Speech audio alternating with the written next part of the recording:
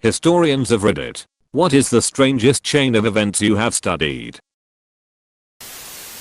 We learnt about this at school. In the 1950s in Borneo they were suffering from an outbreak of malaria. So, with the help of the World Health Organization, they sprayed DDT all over the island to kill the mosquitoes. But the DDT also killed the island's wasps, which helped control the population of thatch-eating caterpillars. Thatch that people's homes were made of. And thanks to this, their roofs began to collapse. Many other small insects started to get affected by the DDT, which were eaten by geckos. The geckos developed a tolerance to the DDT, but the cats who ate the geckos didn't. And the cat population started to die off. This led to the island's rat population to increase greatly. And that's the story of how an island with a malaria problem lead to cats being airdropped into Borneo. Cats being airdropped into Borneo. I am picturing grey and orange tabby cats floating down with their parachutes into the jungle now. President Andrew Jackson was walking out of the Capitol building with his buddy Congressman Davy Crockett. A man approached them, drew a gun, but it misfired. The man drew a second gun, which also misfired. Andrew Jackson, fairly old at this point, lifted his cane and began beating the would-be assassin. Normally, people would react with justice served. But Jackson was beating him so badly that Davy Crockett had to pull Jackson off his would-be assassin, who was arrested shortly after. The would-be assassin stood trial, represented by lawyer Francis Scott Key, author of the Star-Spangled Banner, and was the first American to be found not guilty by reason of insanity. Edit. Crockett was in the House, not the Senate. This reads like some shitty American-themed woo fan fiction. A Chinese man wanted to create a potion to become immortal. Instead he accidentally created gunpowder. Pretty much the fall of the Berlin Wall. The USSR was already crumbling by this point, and so they agreed to allow the wall to be opened for a bit. Well, the guy in charge over in Berlin didn't really get the point across to the public very well, and as a result everyone assumed that the wall was permanently coming down. This led to pretty much all of East Berlin flocking to the wall and demanding to be let through. The guards there knew there was no way to restrain all these people without a massacre occurring, and the Russian government had no real way of easily fixing the huge mistake. And so the Berlin Wall fell, all because of misinterpretation.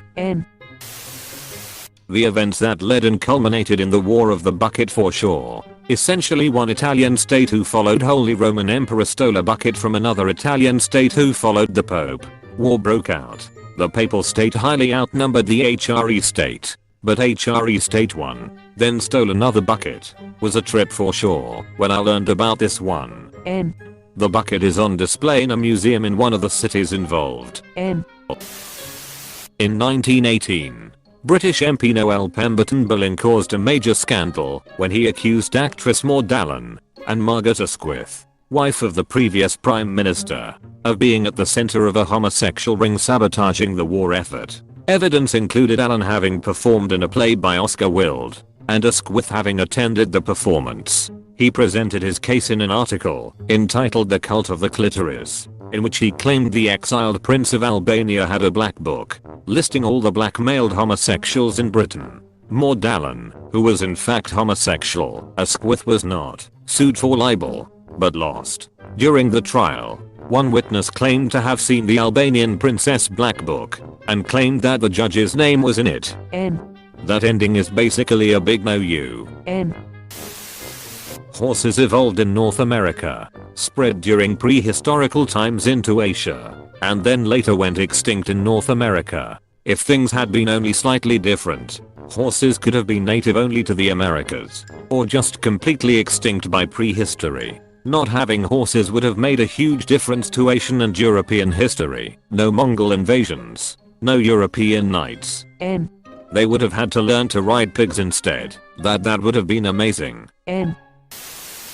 Probably how Pepsi briefly became the 6th largest military in the world. In 1959, President Eisenhower wanted to show the Soviet Union how great America was. So the government set up an American national exhibition and sent Vice President Nixon there. Well, Nixon and Soviet leader Khrushchev got in an argument over communism vs capitalism.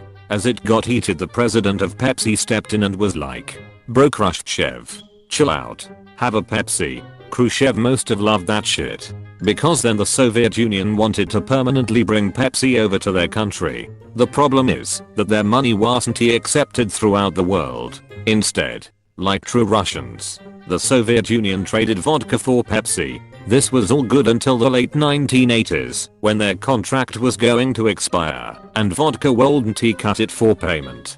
So instead they traded Pepsi a fuck ton of submarines and warships for $3 billion worth of Pepsi. Sadly, instead of terrorizing the seas and shooting harpoons at their enemies, Pepsi decided to sell the fleet to a Swedish scrap metal company. Damn. Pepsi could have gone full East India Company if they had wanted to. They may have defeated their arch rival, Coke, once and for all. The British government wanted to get rid of the cobras in India, so they started offering money for dead cobras. To take advantage of this, many people started breeding cobras to kill for the money, so they stopped buying dead cobras once they realized it was going on. All of the cobra breeders released the snakes and there ended up being even more cobras than there had been in the first place.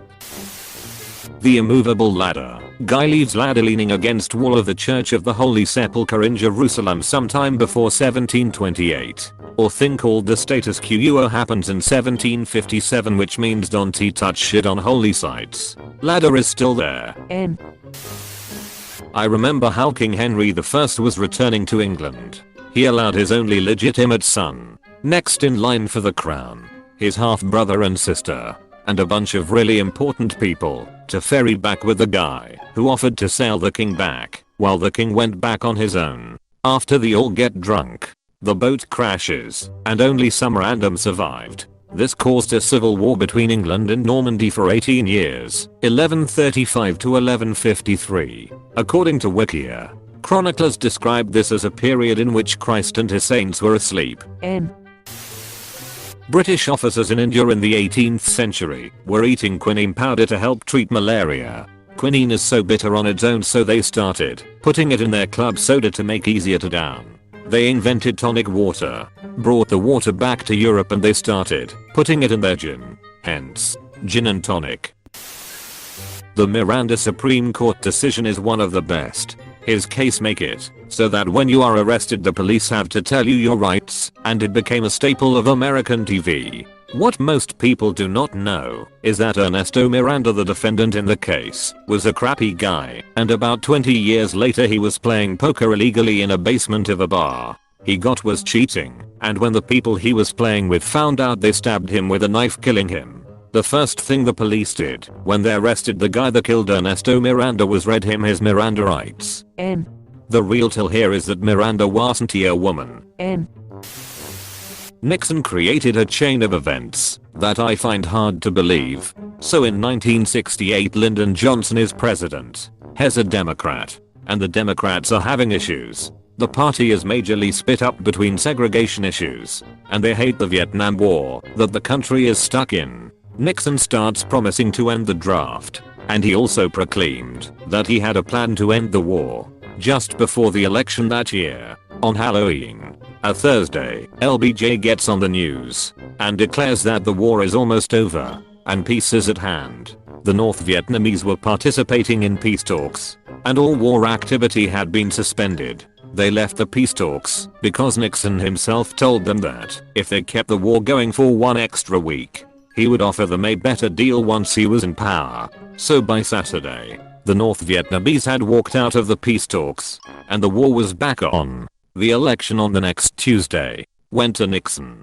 but barely. The war continued for another 5 years, and in that time 15k Americans died, as well as who knows how many Vietnamese. LBJ knew about it at the time, because he had wiretapped the South Vietnamese ambassador as well as several others, and felt he could not reveal the extent of the wiretapping that Americans were guilty of, even if it meant Nixon got away with treason. Arab Spring is recent history, but still history. Mohamed Bouazizi, a Tunisian street vendor, has his wares confiscated. Unable to combat the police, he goes to the local governor to ask for his wares back, but is refused even a meeting. In response, Bouazizi sets himself on fire in public. It's not the sole reason. but certainly the catalyst for the Arab Spring, which includes civil war in many countries, leaders being ousted, and in cases like Gaddafi, executed. It sees the rise in ISIS, terrorist acts in the Western world, and other conflicts that remain active to this day, all because the police won't give Bouazizi his weighing scales back. During the Black Plague, people thought the cats were spreading the disease. They then killed all the cats. The problem is that the cats killed rats, the real source of the plague. The plague now spread faster.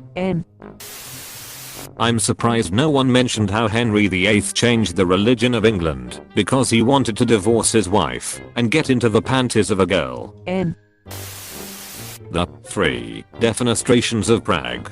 Such an oddly specific thing to happen on so many occasions. 4 Roman emperors in 1 year, and of course it's 69 AD. Nice Caesar. Probably.